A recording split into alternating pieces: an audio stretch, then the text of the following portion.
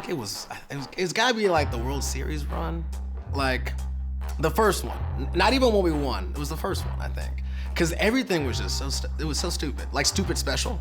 Like, the airport was nice. Like, why are we nice at the airport? Well, I'm not gonna say recently, it's been able to experience the World Series victory and then the Super Bowl as well. It just like the whole community comes together. I'm a big baseball fan, and I had never been in a city where they were winning so much. Baseball fan, coach baseball, dad's a huge baseball fan. I got into the wild card game, win that, the most exciting game I've ever been to in my life. Chills, tears, laughter, the whole gamut of emotions. Part of the reason why I live here, I saw this photo, and it was after the Royals won the World Series, and it was like a sea of blue down there near Union Station. And then I heard a statistic that there were only 3 arrests that day.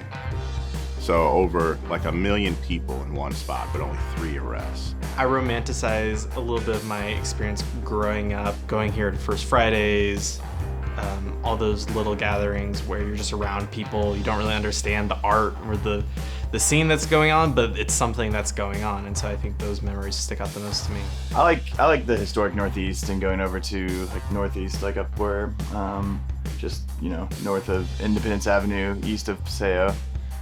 Spending 4th of July is over there growing up, where you can pretty much get away with blowing up anything. And I'm guessing you guys would say you like Kansas City the most out of everything. Oh yeah. Mm-hmm. And why would, I know there's a number of reasons, but would you say like 1 or 2 reasons why that is? This is home. Family, friends. This is home. Yeah. We're home. Even when you lived other places, this was always home. This is home. There was something that was really special in Kansas City from like, there was a run from like 2013 to like 18. Where something just clicked. I don't know what it was. Something was in the air. It was like this sense of like change and like progress and like, you know, especially now when so many different narratives are going every different direction. For some reason, for that little bubble, Kansas City was on everybody's mind. Would that... Let me see what time you called. I just texted you, Grandma. Oh, you did just text me? Yeah, I haven't called you.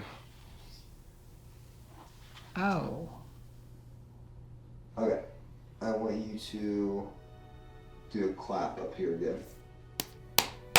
Then just one single big. Okay. You don't like me to clap twice. No, 3 not a bunch of times. times.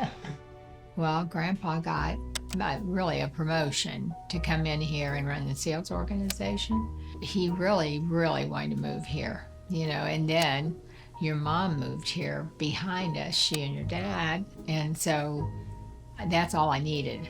I was 50, and I had never lived anywhere except Dayton.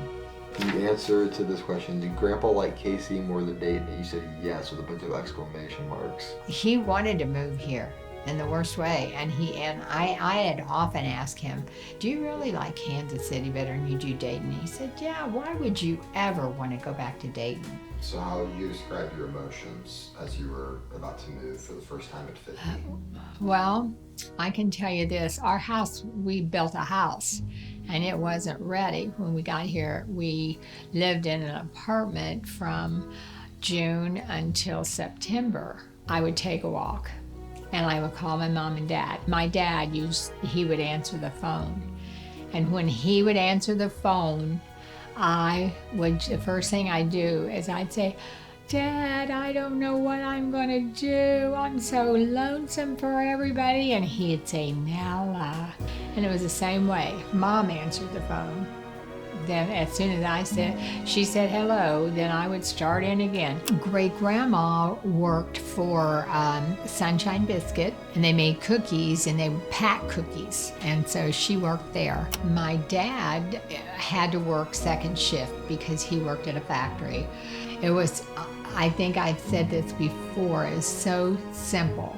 I mean, like when we walked to our grade school, and it was Fort McKinley, the name of our school, and I remember starting to school, and I remember how we used to go to church across the street, and then, we would sing songs, and some of my fondest memories are the little church songs that we remember, we were taught, and I remember those so clearly. What did you think of boys when you were growing up? Oh, I always wanted to impress them. Did you ever say you loved anybody? No. You not never told anybody that you loved them? Not before Grandpa. Mm-mm. Really? No. Nope.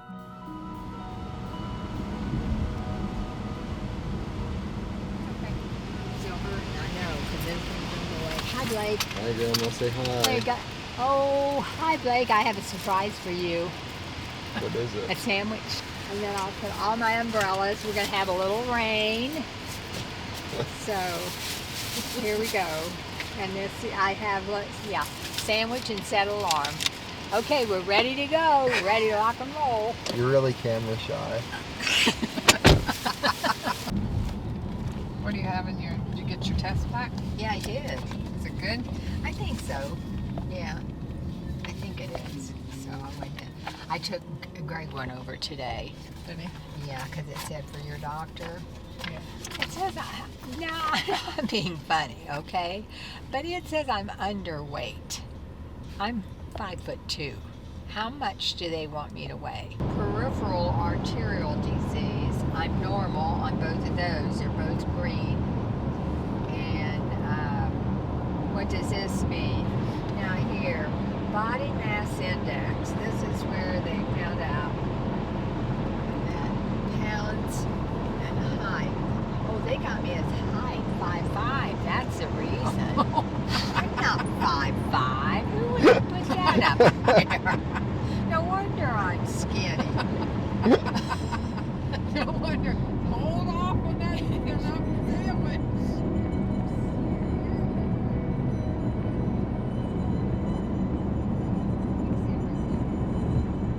Just fix everything. So you think it's not exactly the beach they're talking about, fix everything. They're just telling you to fix everything. Well, it's kind of like that, but, fix everything. If you can fix everything by going relax the beach, maybe you should have just had us fix everything up at the top. Oh my gosh. Well, and think about it. You say fix everything, relax at the beach. They could have put it at the beach too.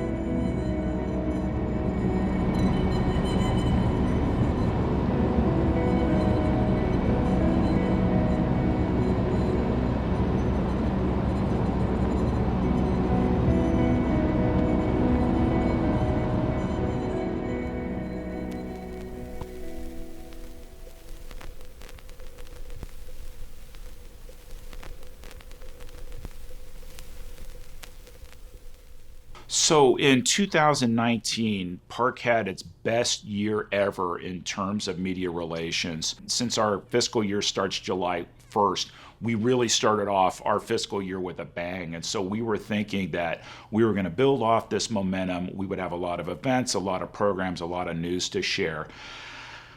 And then January hits and February hits, and more news comes out about COVID, not just in Asia or Europe, but what could happen in the United States. And fast forward to March, and things changed just a bit for us. We started 2020 on a really big note. That was, we had played Uptown, right? We had played Uptown Theater. That was kind of the ending to our 2019 year of touring. That was show number 70, I think. News of pandemic stuff started happening, and so immediately we knew we had to kind of get a little bit more creative with how we were going to start recording or start writing. As the coronavirus stuff started to creep in March,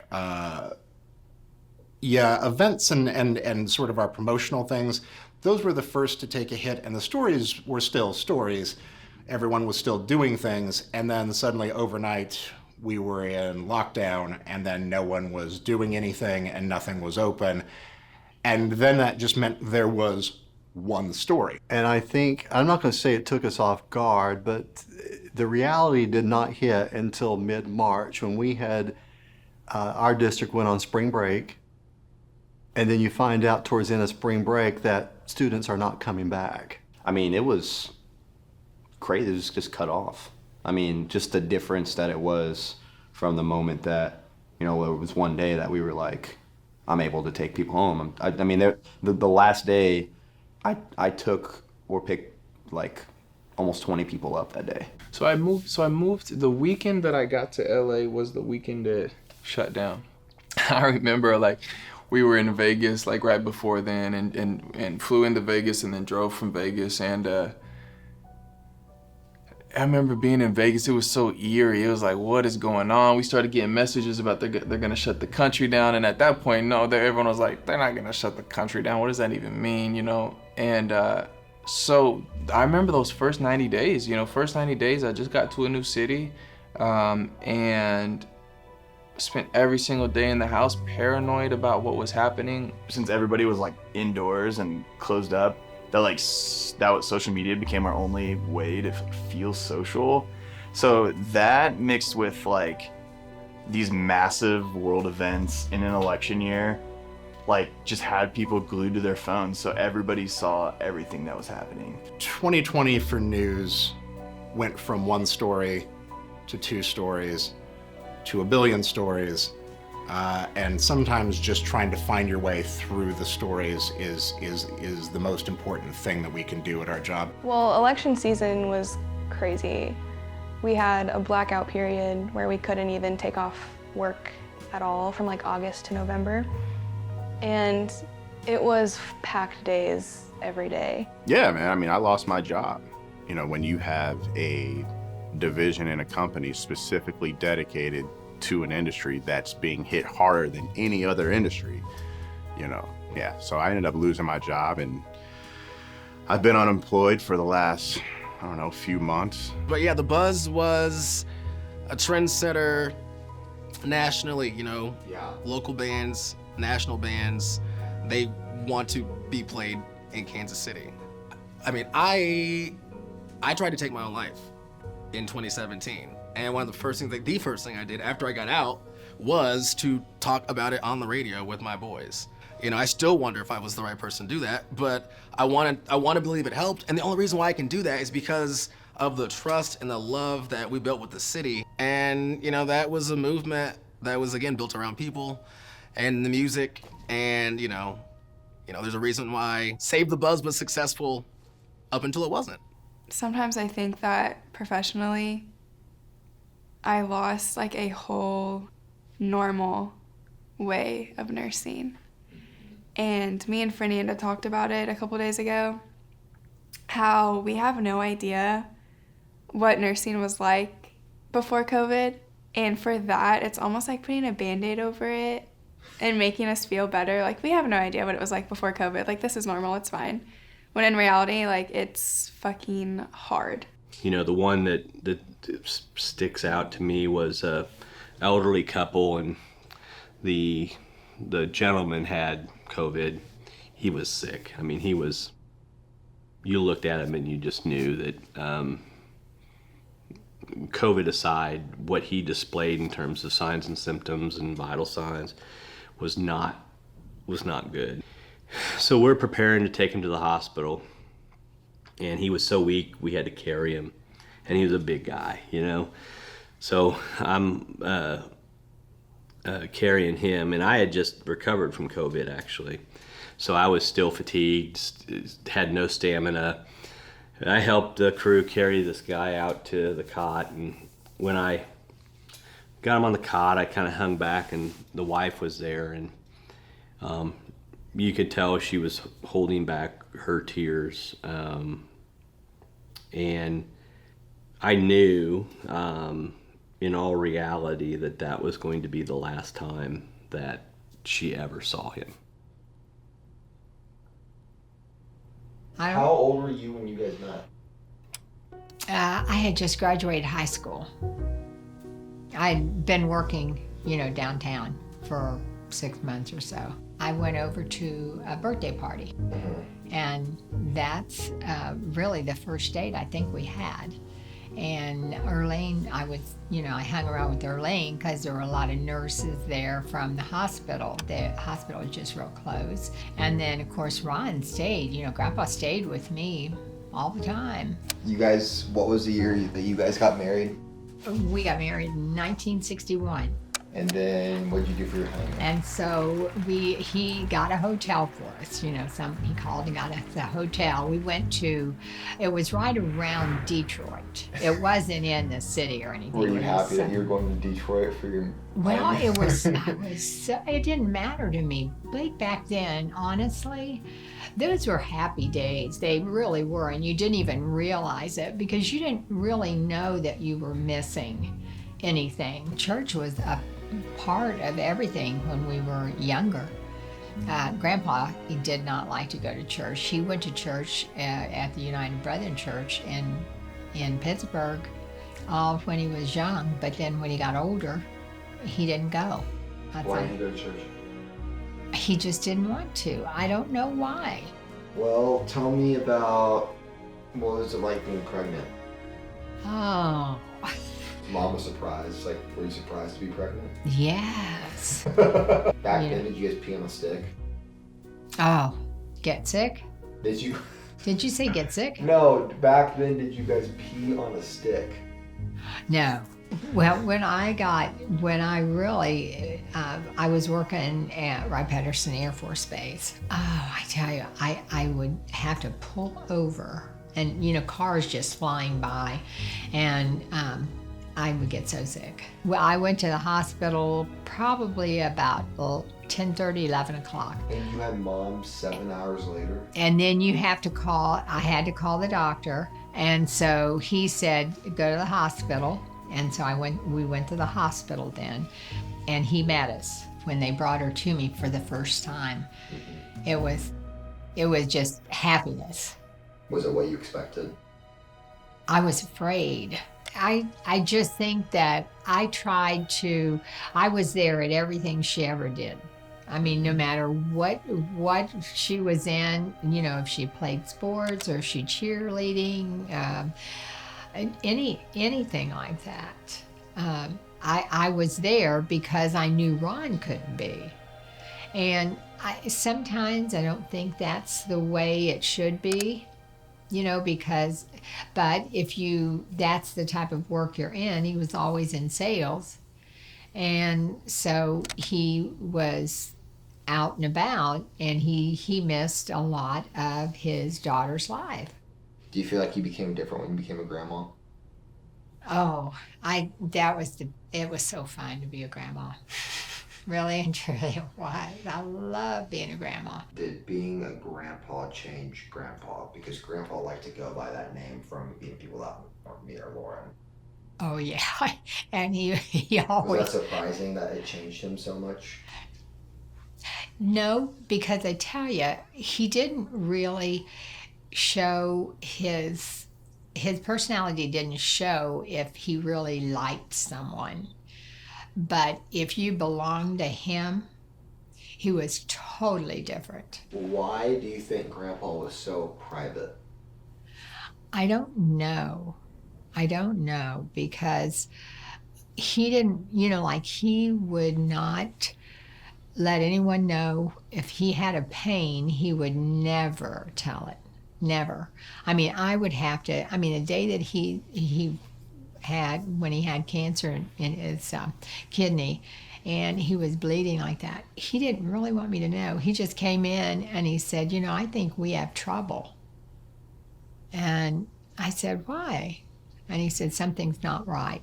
And so then he had to tell me, because I said, we're going to the hospital. We can't stay here. We have to go.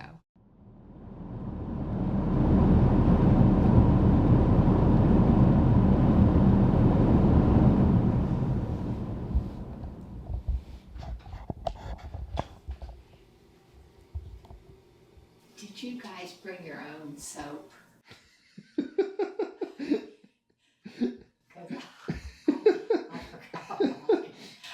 I went back to get it one time. Why can't we share our soap?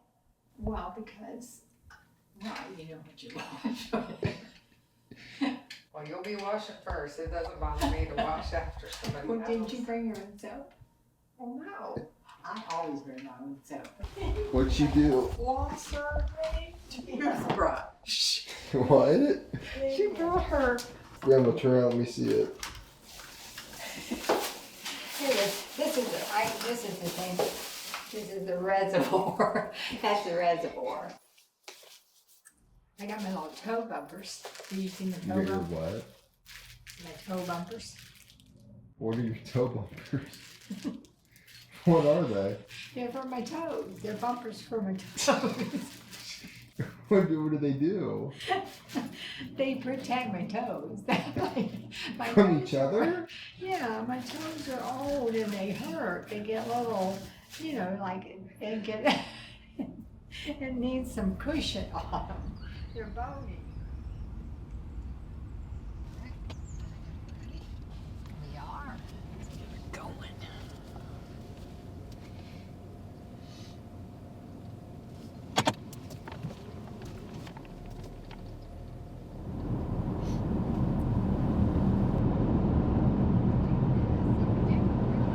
And then when we decided this date was the only date that we could, and we don't really have time to see anybody. So Julie I see. said, Well, thanks for letting me know, and you guys have a nice trip. No, but now listen to this. So Julie said, why don't I have everybody over here, anybody over, on Saturday morning? And so she just said that. Well, when I called you, I told you I had a proposition for you. Yes. Yeah. I thought maybe you'd hit it big on the casino and you were flying me out there. I don't know. Oh, I never go to the casino, so I. That's right. I forgot about that. I forgot. Mom's the word on that. I got you. Yeah. But anyway, so I thought it would be fun if we could get together then Saturday morning. Sure. And so, yeah, Melanie will have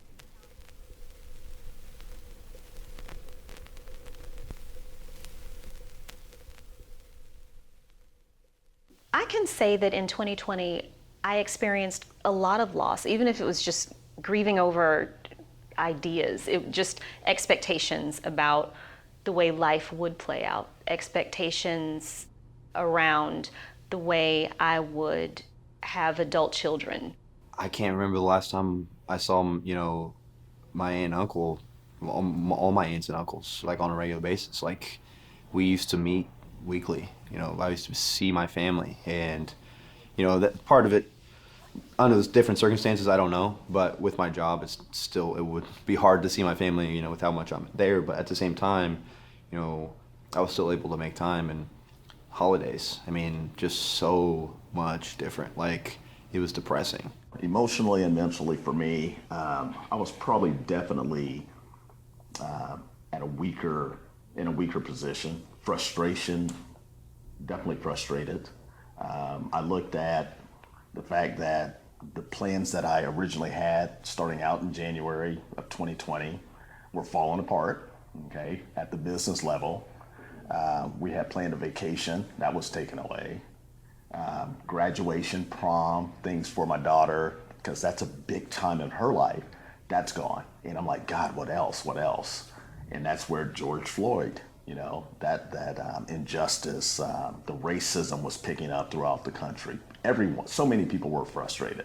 Being a Black mother is traumatic. I can't think of any other way to describe it. It's full of joy and it's full of happiness, but there's a constant state of trauma because I'm constantly worried that I will receive that call.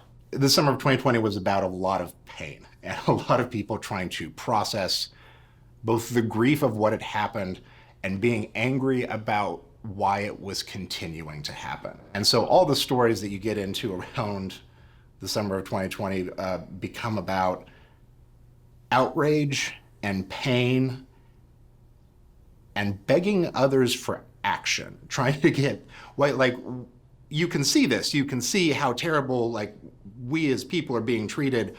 Why will no one step up and do anything? And people are gone. Time is gone. Dreams are gone. The thing that we all lost very quickly in this was just any sort of ability to anticipate the future, to have anything to look forward to. Like, why were we struggling through all this to get to what? There's no goals, there's no endpoint, there's nothing in the calendar, like, can't wait for that to happen. And obviously, I mean, I got half of my last semester of nursing taken away from me, which was extremely hard because that's like the most crucial year is the last year, and more specifically, your last semester is very crucial. Obviously, when you're not doing good personally, you can't do good professionally. And so therefore, I was also doing bad in school. I was obviously still pushing through. I had like a really good support system in nursing school. Like, all my professors were extremely good at like keeping me afloat as much as they could. But yeah, I would say definitely rock bottom personally and professionally. Would you want to talk about some of the things that you were going through? Yeah, I might cry a lot. I'd say I was very naive. I was very excited. I might cry. It's okay.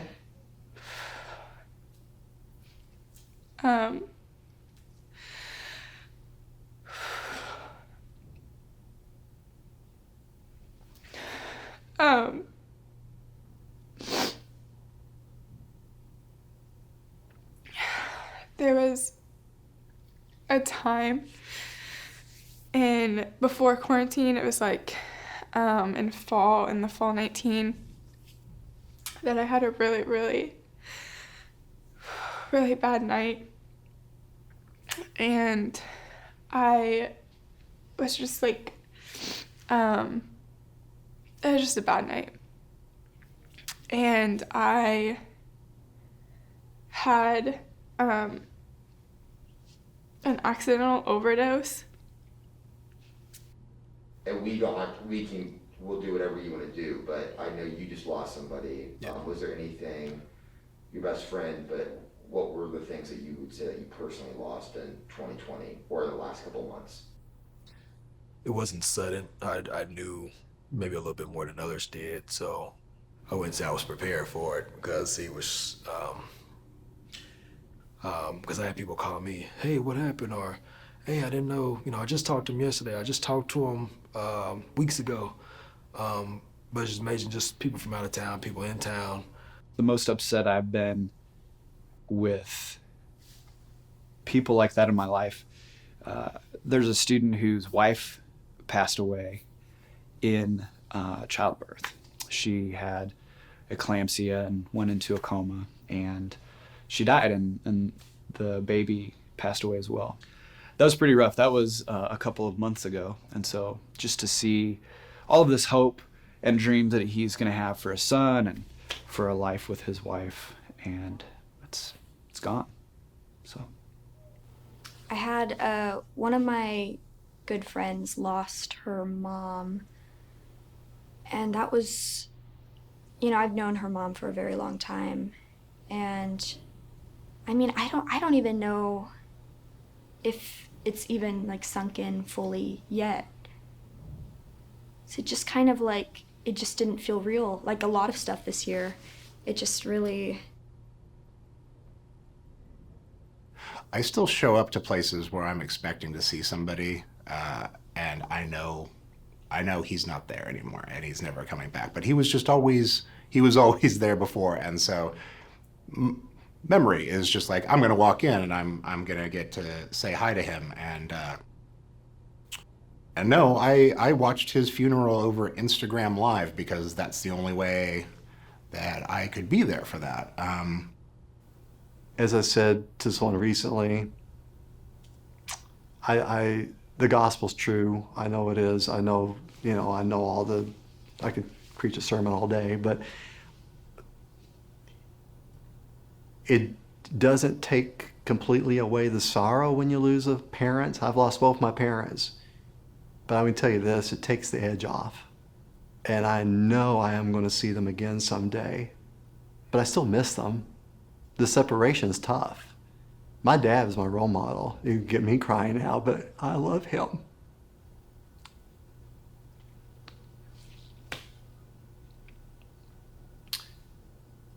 But God didn't send us here just so that we can love one another and then separate us. So will be a joyful occasion in the next life to be around those loved ones again.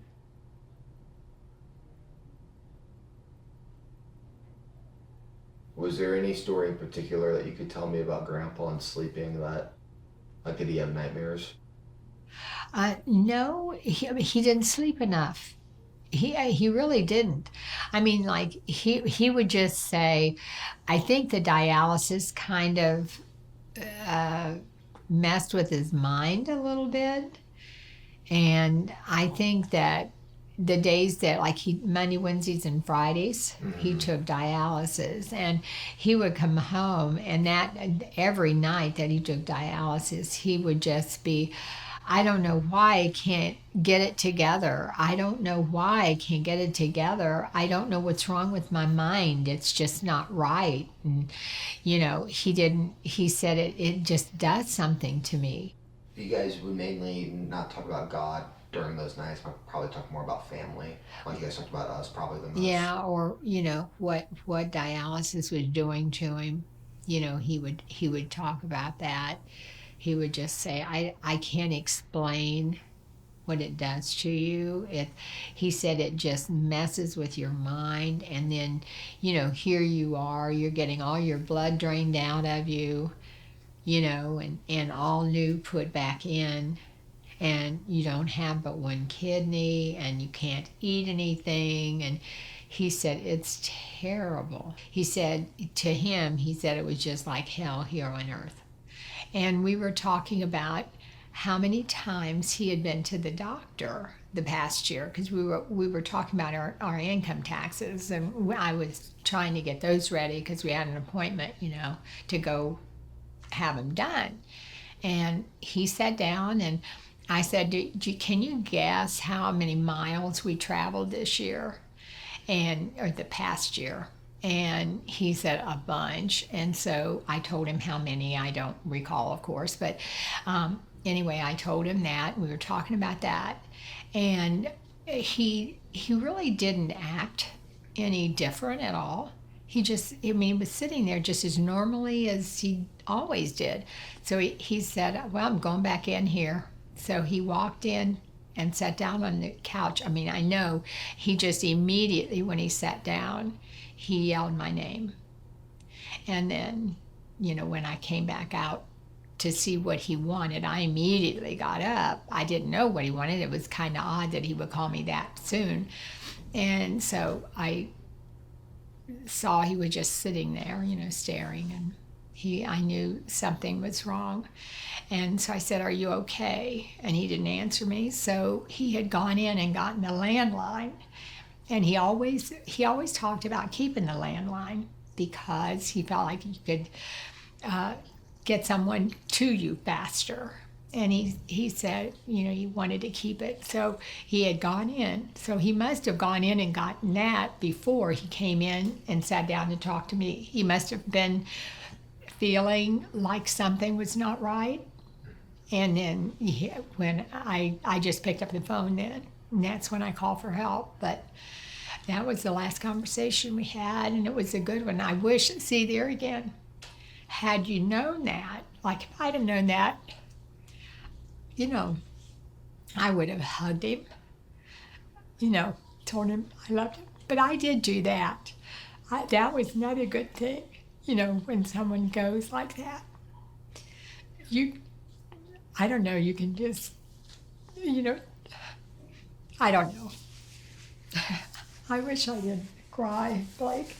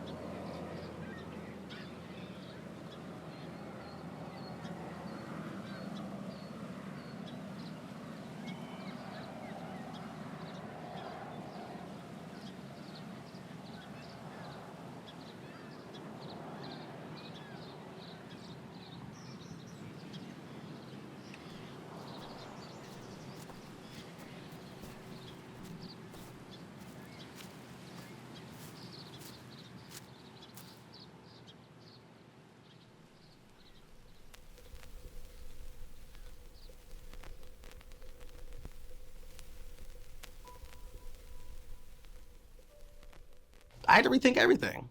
I was like, all right, Lord, hello, ma'am, or sir, are you mad at me? Like, are you mad at us? Because what the hell, man? Like, what is this test? This is strange. Like, if you're supposed to be Pops, damn, like, this is not nice, Pops. Yeah, I don't think 2020 made me a more religious person. It did open me up in some ways to, yeah, I'll hear anything at this point. I guess it actually did. 2020 did make me open up to the idea of religion more than I certainly have in the last decade of my life, because I was like, I would like some answers, or at the very least, some sort of system that'll help me get through this, because whatever I'm doing is not working. I don't know if it changed. Maybe it just increased. I got into a motorcycle accident on a Halloween, and that might be the closest like life-ending incident I've been in. It really that really caused me to just reckon with my reality in a way, and to be grateful, and to just believe. I don't know, it's hard to put into words, but that I am guided, I suppose. It's a roller coaster. I think every single day I question it. I go back and forth. But then when I'm looking at my patients, you know, I've had patients that read the Bible every day. You know, when I go to past morning meds, they'll already have their Bible out and they'll be watching a sermon on TV. Or their wife will come or spouse, I should say, and they'll do a Bible study together. So I think that every day it's different for me, and every day I have a new opinion about it. Yeah, you know, I attended the funeral for my friend's mother. You know, it was great to get to see her and talk with her, and I'm always worried about like how to talk to people who have just lost someone like very important to them, especially. I mean, because you just can't know what they're going through. And something my choir teacher actually told me really made me like realize, you know, kind of informed me. He said, you know, you don't have to say like, oh, I understand what you're going through, or, you know, oh, you know, let's talk about it, you know, or, you know, you just have to simply be there for them. As much as I want to be mad, it's like, man, was that fate though? Like, was that supposed son of a bitch, did you get me? Like, was this supposed to happen that way? And how much of the fate of it all did we actually control? We're all connected in the fact that, man, that one case became 10, became 100, became 1,000, became 100,000. Like, I mean, think how many people we've lost in Kansas City. That is still, like, that connectiveness of it all is still, to me, spiritual. Like, that is still a realm that we don't get. Like, just the idea of this collective consciousness. There's a psalm that says, God is close to those who are crushed in spirit.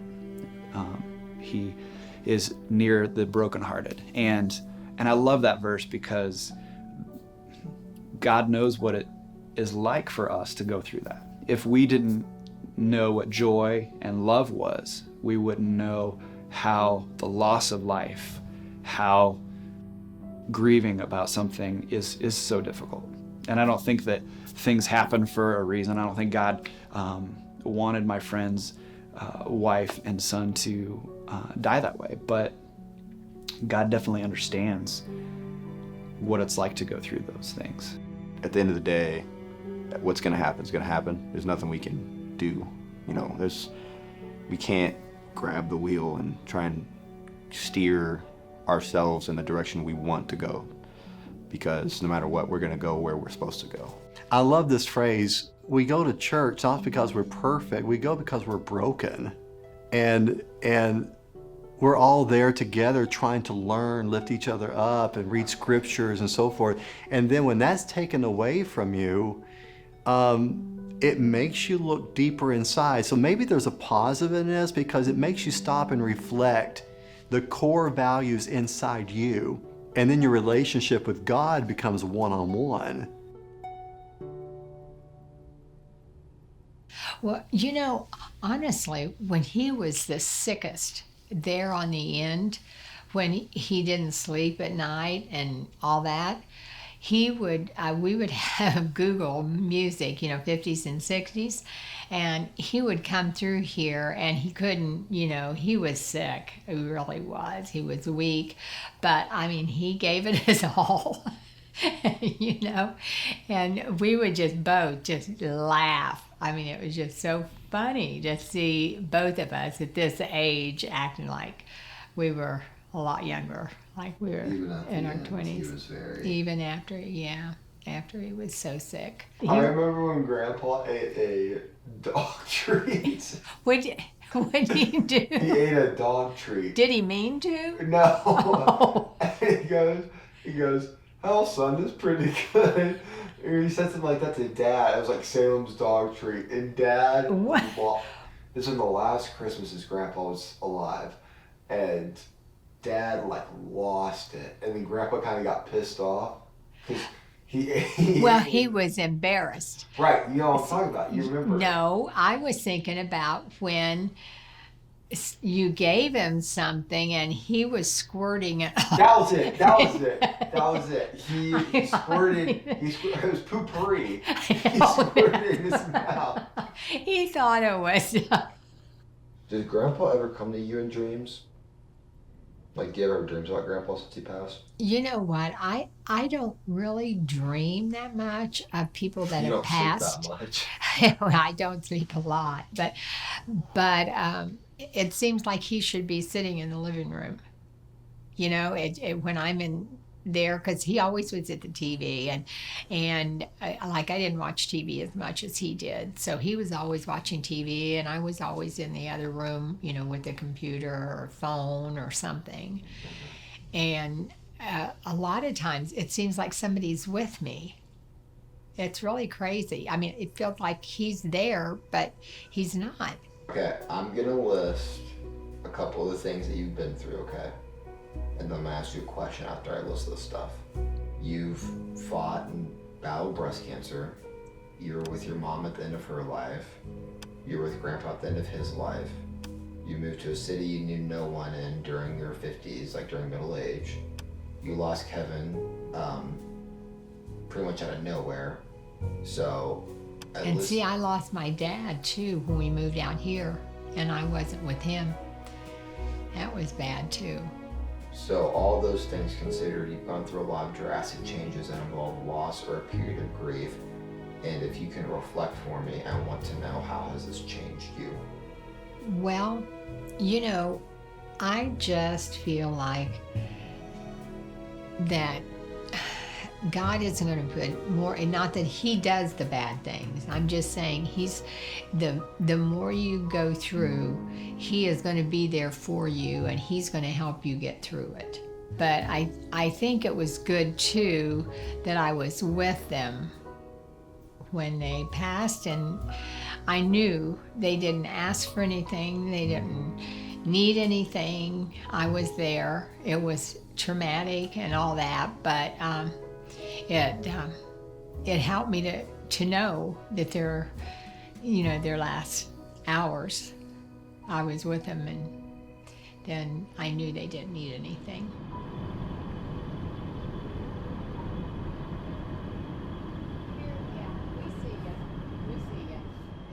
He's got the video rolling. Don't say anything that you wouldn't want on the video, okay? All right, goodbye. Okay. All right, goodbye. I did not know I was going to need to bring nursing care for Does anybody want a hug or what? I do too. Well, she'll fall over, so you're going to watch it. My gosh, she couldn't even get down the stairs. He should get down. There we go. I keep your mouth closed, I will. What's new? Okay. Everybody smile. Sucking it in. Okay, hold on. Wait, he wants to get some. Okay. Oh, all right. okay. Put it on the skinny ones for me. Yeah, make sure. Oh my. She's on my good leg. Don't knock her over. It doesn't take This is such a good introduction. I think You Come on, are Jolie. a party pooper. Who wants it? Good. I will Mom, get in. Okay, Julie. Julie. Everybody. Just making sure everybody looks good. Abby, stand up. Julie. I will just get. Do you think your grandmother's really mild and meek? Do I think my grandmother's Yeah. really Do you mild think to me? Yeah, do you think she is? I'm not underneath the surface. Okay, No. yeah, that's for sure. Okay, so every time Melanie and me and Nella would go out somewhere to a store, I remember Elder Bierman's in one time, we were looking at some jewelry. Melanie was looking at some jewelry actually, and the lady got a little snappy. Do you want to buy this or don't you want to buy that? The tone set this one off, and she let that lady have it behind the counter. Well, she just wants to look at it, and aren't you supposed to sell things and blah blah blah? And I'm just like slinking. I'm going, and poor Melanie. I'm just kind of taking her hand with me, and she ran on and on and on. It made me nervous. I almost had diarrhea. The best was my 40th birthday, Blake. I'll never forget it. What happened on your 40th Nella birthday? hired Malibu Ken to come dance at my birthday party. Like a stripper? Oh my gosh, Grandma! Yeah, she did. I don't know where she found him at, but somebody told me to do it. if I'm feeling down, all I have to do is look at Think about Malibu Ken if you're feeling down. Remember when you guys picked up for speeding? Is that why We you're were so on grown church. up? So early? I've heard stories about Now you're finally getting what when nobody's around. No, she would. And you just cussing away. and No, just I saying did it. not cuss away. First of all, I don't cuss, and you know that a lot. No, I don't. You don't a lot, but you No, no. The cop is going. There's a bubble gum machine going behind you. And I might have then said, "Damn it." You look up and you were cussing away. You know you were. And your Bible laying right beside you. How? I can tell you, we're North Dixie Drive. We were going to some church, and she got pulled over. So go tell them about that one. See, you like to tell about No, I don't remember that. Oh, she doesn't remember. I don't remember. I do remember being by myself and getting pulled over. I was sitting next to you, and I heard what you said. You did not. I did, because you No, were you just can't remember what you cussing had for that lunch cop yesterday. out, and he came up, and then when he came up to the cop, hi. What can I say? I guess. Now here's another Yeah. one of mild and meekness. I don't even know who this lady is. It was in Huber Heights. I don't know what she did to you, but we were in the car and you said, I've got to go tell this lady something. Do you remember, was her name Peggy or Patty? And you pulled up in the driveway and I had the window down and you That took was- off it. Oh, what was it about? Because you ripped her a new one. Oh my God, Melanie and they're like, oh my, I always get diarrhea around when you do that stuff. It's like, your mom used to laugh about that. Yes. Love you guys. To our next vacation. Love you too. Seeing you. Thank you. To our next drink. Okay, and you know what? Let's do one. Julie. Yes, let's do Oh, one. gosh. Yes. And my family. Yes. That's your family. Yeah. And to freedom. And to no COVID.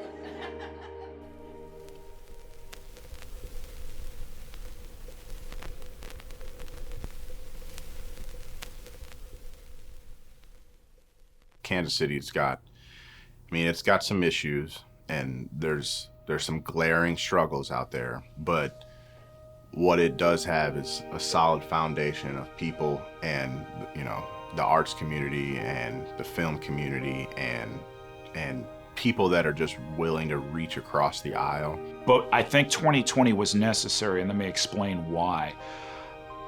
A lot of Kansas City celebrating and who was benefiting from Kansas City wasn't everybody. And so I had some interesting conversations, and I don't know if these were 2019, 2020 conversations about young Kansas Cityans, but Kansas Cityans of a color, feeling like there was nothing here in Kansas City for them. And so while many people in Kansas City were celebrating, others were suffering. And I think if 2020 taught us anything, it's that it needs to be successful for everybody, because if I'm in my enclave, I can define success as me, but if somebody 5 minutes away from me, 10 minutes away from me is struggling, is that my struggle or not? If we want to build a greater Kansas City, it's got to be a greater Kansas City for all of us. So much of my job is meeting somebody on what is probably the worst day of their life and being like, you are so fascinating, and I am so glad I got to meet you, and I am so sorry that I'm meeting you because of the circumstances. But I have made so many friends and found so many fascinating people in the city through that. And the stories that they have to share are so incredible, and oftentimes I'm just in awe of the willingness of people in Kansas City to tell their stories. I am a stranger, they don't owe me anything, and what they will say or do to open up. I'll get stories that are turned in from one of our writers that they sort of gave me an idea of what it was going to be about, a one-sentence thing, and then when I read the full thing, I'm like, this is one of the most beautiful things I've ever read. I had no idea that this part of Kansas City existed, or that this person was there, or that this art form was around. Like, we are about to have one of those, like, hey, all right, the tangent's about to skew. Like, how far do we want to take it? And where do we want to go with it? Because, like, there's going to be a chance for us to do something very, very special. And it's going to be at a hyper-local community level. It is going to be us going back to each other. It's going to be us moving east and west, not north and south. It's going to be expanding that divide. Like, it's supporting the homies, like, financially. Like, it's, you know, the days of small government are gone. And that's okay. Welcome to the new fucking age, you know? And it's the age of us. It is the age of, it's the age of just looking out the window and saying, yo, look at that kind of potential outside. Yeah. Look at you. Look at me. Look at how we can do it together. I have hope for Anderson. I have hope for my son. And I better hope for America and better have that stance for America if I'm gonna have hope for my son. Now, I'm fortunate enough, again, privileged enough to say, like, if things don't work out here, I will go to another country. And I can say that and probably be correct in that. Not everybody has that. So if I'm thinking about the most vulnerable in community, I better start working in my community, start working in what I can do to educate, enrich, advocate the most vulnerable in our society. I haven't really lived a real exciting life. But, you know, I did. You knew that. Did you know you saw I took the hot air balloon. I went up in a hot air balloon. You did? Uh-huh. Maybe you don't know that. Oh, why don't you think you lived an exciting life? Well, I mean, I guess I did, and it just didn't seem like it. But Are you happy with the life you lived? Yes. Stroh's beer. Yeah. Our friends owned the beer distributorship. And so we would go. Wait. Hot air balloon labor. Why don't you? Are you happy with the life you lived? Yeah, I'm very happy. You don't think it was exciting? Well, I mean, I didn't do anything that was. What do you mean you didn't do anything? You went to Europe. Yeah. You had a really long marriage. You had a mom. Yeah, well, those are all exciting, but you know all that. But the hot air balloon that we went up in, Stroh's had a hot air balloon with Stroh's on it, kind of like Remax. They had their house set on a real, like a wide area, you know, and so they brought us down in their yard, their side place where they had a lot of land. We got out of the hot air balloon, and then they said, well, wait, we're going to give you a certificate. And somebody behind me brought a bottle of champagne and just put it all over me. Oh, you got a certificate? And that was the maiden voyage. That was my maiden voyage in a hot air balloon. Never been up in one since. That's as good a place as any to stop with. I love it.